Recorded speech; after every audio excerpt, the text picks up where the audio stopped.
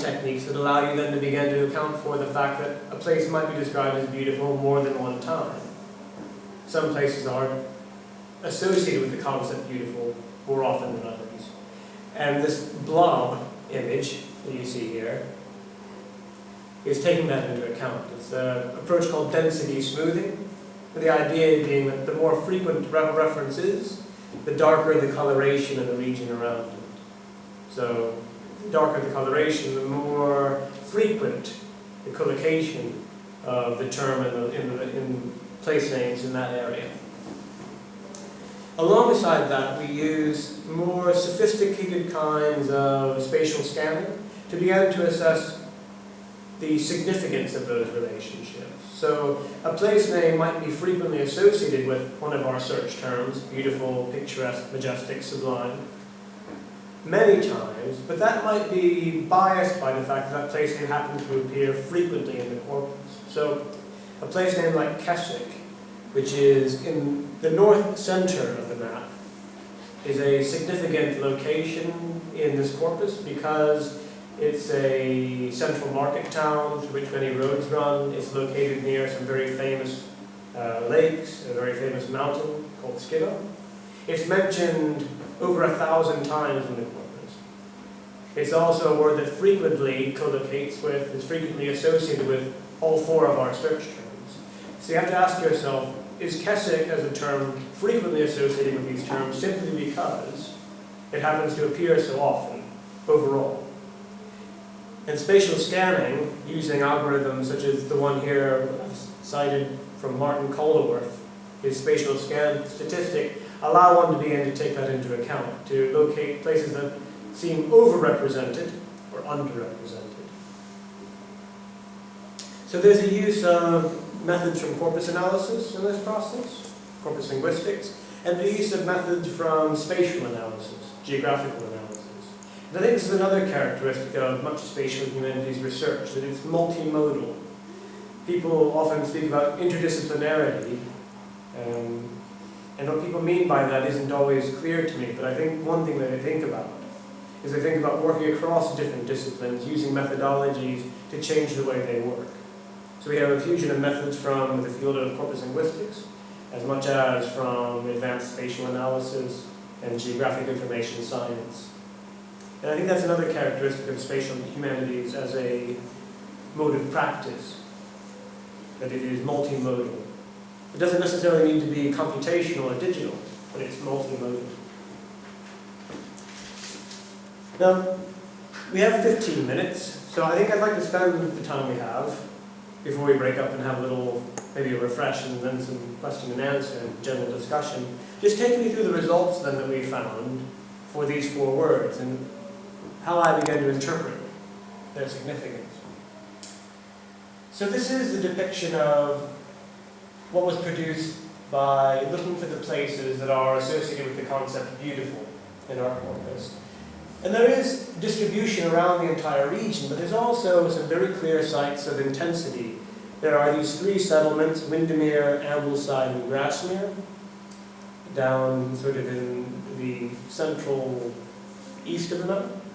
And then in the kind of middle center, Skiddaw, a mountain, Keswick, that town I was mentioning. Also Derwentwater, which is a lake near the town of Keswick, and a lake that's just a little bit further to the northwest called Bassenthwaite.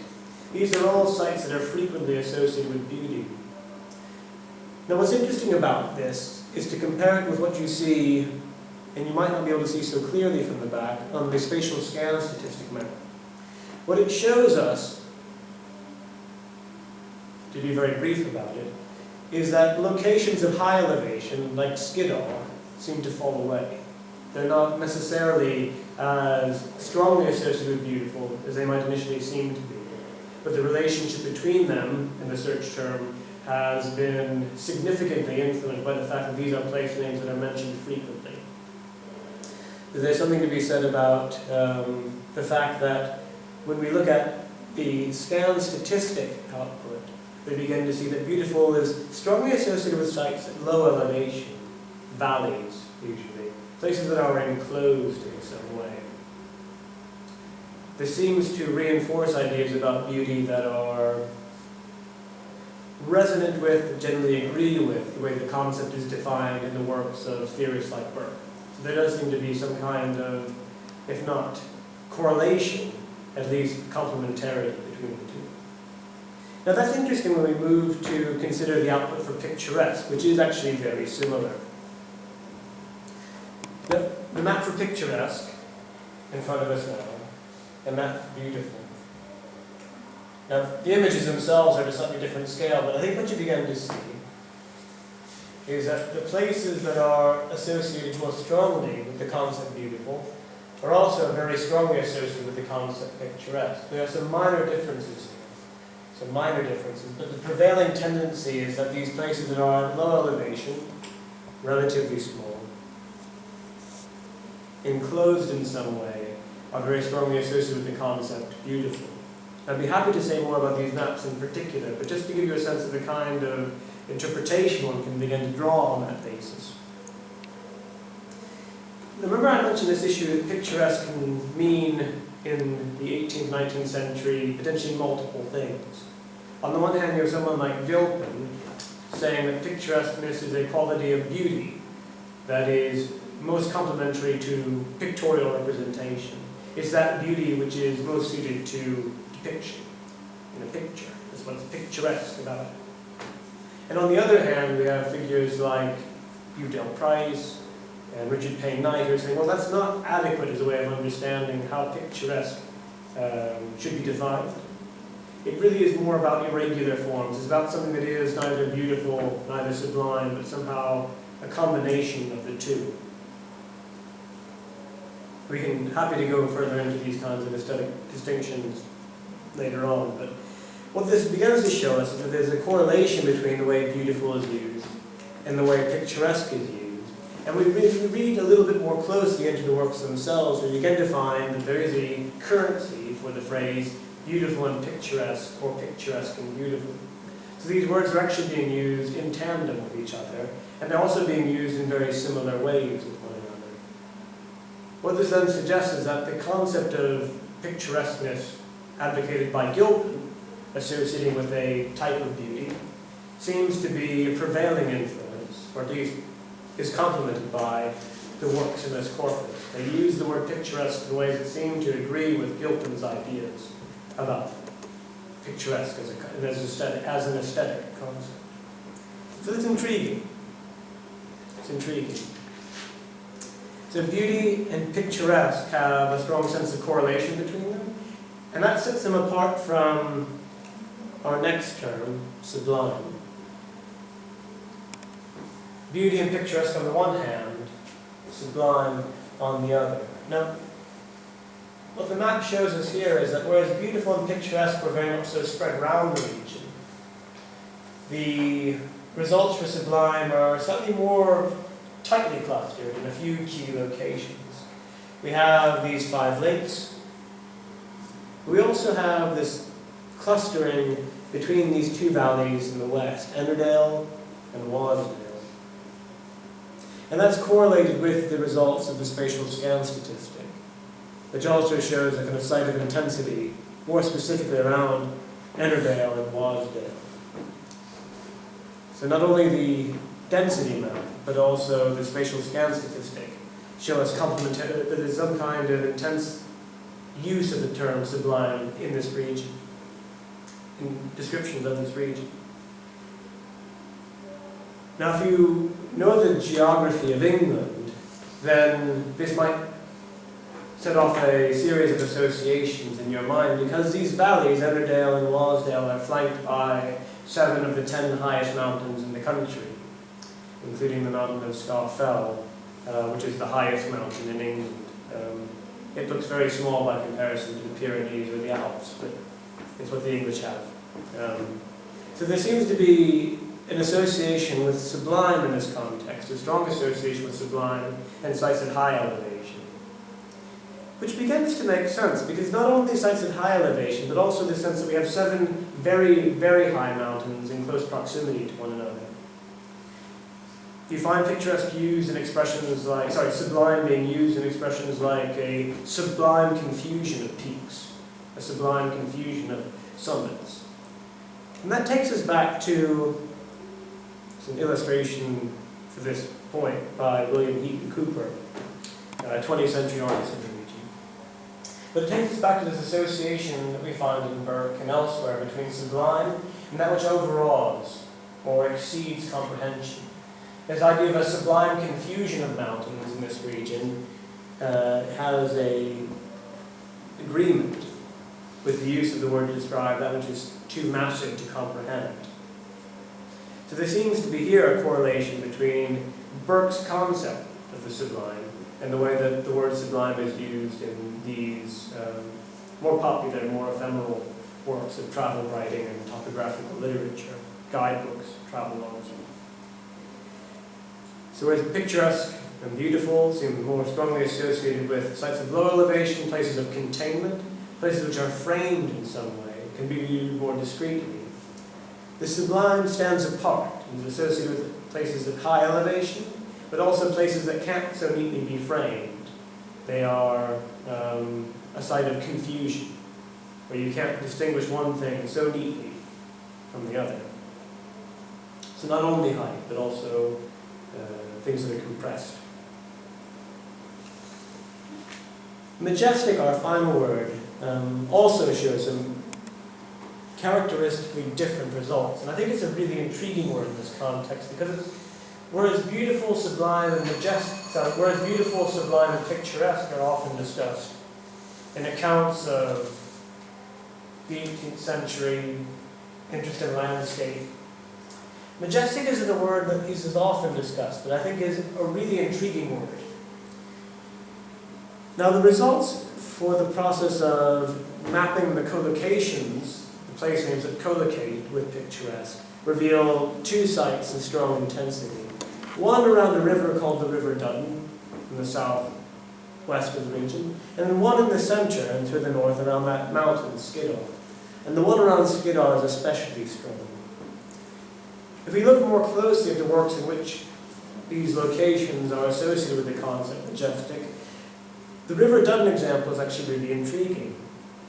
Because what we find is that the association between majestic and the River Duddon is largely on account of the quotation of a line of a poem by William Wordsworth, a poet who, like Coleridge, is strongly associated with the region. Wordsworth in 1820 published a topographical poem, so a poem descriptive of landscape, in a series of sonnets called the River Duddon Sonnets. And one of the River Duddon sonnets includes the line, "Now expands majestic Duddon over smooth flat sands." That sense of majestic Duddon. Now that line is repeated in at least 6 different works from our collection. And so it's the repetition of a quotation from an earlier work, an influential work, in later sources, that's the cause of this association. So there's what we might refer to as a kind of intertextual influence at work in the corpus. Now one, I think, could be tempted to say, well, we should dispense with that kind of intertextual information because it's just repetition. That repetition, I think, is really meaningful when we think about the ways in which people are writing about landscapes, like the Lake District or the Alps, the Pyrenees, in this period. That the use of material from earlier sources is a significant way of experiencing the landscape. That Wordsworth poetry, for example, is an important lens for writers to see, through which for writers to see the landscape itself. But nonetheless, it is intriguing that the connection between majestic and Duddon then really is owing to Wordsworth and the popularity of his poetry as a way of thinking about this landscape. The relationship with Skiddaw is far more pronounced. And when one looks into it, you find that it's not the case that there's a single work, as in the case of the Duddon. There's not a single work that is the prevailing influence. But there's a kind of collective opinion. There's something about Skiddaw that is strongly associated with this quality of majesty. And I was puzzled about this. I was really intrigued by this, but puzzled about this. But when you begin to look into the works themselves, and you begin to look into the fine art tradition, what you find is that Skiddaw is often described and often depicted from a very particular point of view. It's always being described at a distance. In this case we have a engraving based on a painting that is either no longer extant, or in any case we don't know where the painting is, by the artist J.M.W. Turner, who was a very influential landscape painter. He's a very influential artist in its entirety in the early 19th century. In many ways, I think has left a lasting influence on the way people approach the depiction of landscape, even in the present day. This is Turner's Skiddaw seen from Derwent Water. And I don't know if you can see very clearly at the back, but you'll see a cresting hill rising in the grey above the surface of the lake. This is an iconic depiction of this hill, Skiddaw. It's viewed as a kind of singularity at a distance, rising above the landscape surrounding it. I give you, as an accompaniment to this, a text from our corpus, which is a travel poem written by... I don't have it here. I beg your pardon, I'll have to read the poem. A travel poem written by a man who in later life was very strongly associated with the region, a man who followed in Wordsworth's footsteps in many ways, named John Ruskin, a great champion of Turner's art, from the 1840s onwards in particular, but also someone who as a young man toured this region and wrote a diary in verse describing his journey. So this is Ruskin's travelogue. It's a poem that he writes in imitation of Lord Byron. He read lots of Byron as a child and was encouraged to imitate Byron's example as a poet. It's a poem called the Itiread. You can find copies of it on the internet. And it makes very interesting reading, but also it's maybe something intimidating reading. It's not the best poem ever written, but Ruskin was only 11 years old when he wrote it. And I don't know what you were doing at 11 years, but I certainly wasn't writing long descriptive poems about landscape. In any case, Ruskin, as a young man, offers the following description of this scene, and I think he has this specific view in mind. And then we looked back upon Keswick's sweet vale, ere we entered the gorges of dark Borrowdale. Beyond the bright space where the Derwent Lake flows, more majestic in the distance, huge Skiddaw arose. More majestic in the distance, huge Skiddaw arose. It's this perspective of Skiddaw that I think is responsible for its association with the concept of majesty. Majesty, as I mentioned in the works of writers like Burke, is usually defined in terms of some kind of impressiveness or power, a kind of expansiveness of form. This is also, incidentally, an interesting correlation with the use of Wordsworth's line as a label for describing the River Duddon. We think about now expands majestic Duddon over smooth, flat sand. There's something about expansiveness, which is key to and characteristic of this concept, majesty. And this is, I think, why there is such a strong association between Skiddaw and majestic. Skiddaw, unlike a hill like Scafell, one of those high mountains in the west of the district, it stands alone, rising above the landscape. It's not pressed together in a kind of sublime confusion, to use that phrase again. I'll come to a conclusion very briefly. This is just to show us that actually when we begin to parse out this information, we can see some clear distinctions between how these terms are being used, the places with which they are most strongly associated. In fact, when we look very closely at the corpus itself, the other side, I'll go back to majestic Skiddaw. When we look at the corpus itself, we only find a few examples of works in which the kind of mixing of terms that concern Coleridge and Coralin occurs. One example of this, or a few different, maybe worth mentioning examples, come from a text called The Excursion by a writer named Joseph Mallman, which was published in 1805. Mallman dubs the landscape around Keswick at once beautiful and majestic. The use of these two words as labels for the same place. And he elsewhere mentions that it contains objects that are soft and beautiful and majestic and sublime. Now, if you think back to when we began with Coleridge's Coralin, I can't help but think this is an incident in which Coleridge would have also turned away, perhaps laughing to himself. So that's a brief presentation of how, in our own work at Lancaster, we're putting some of these notions of spatial humanities practice into application. But to recap a little bit on what I've covered before we take a pause, I think there is an important link that can be drawn within the discussions around spatial humanities back to the 16th century, back to the development of the atlas as a form of technology. There is something I think very significant about that. Although much spatial humanities work involves the use of digital tools or computational methods, there is something that is inherent to the use of maps as a way of understanding our subject matter. It's something that allows us to maybe think in terms of different approaches to our subject. We tend to be very fixated on time, again, in the way we organize our subjects of study. Early modern, Renaissance, medieval, modern.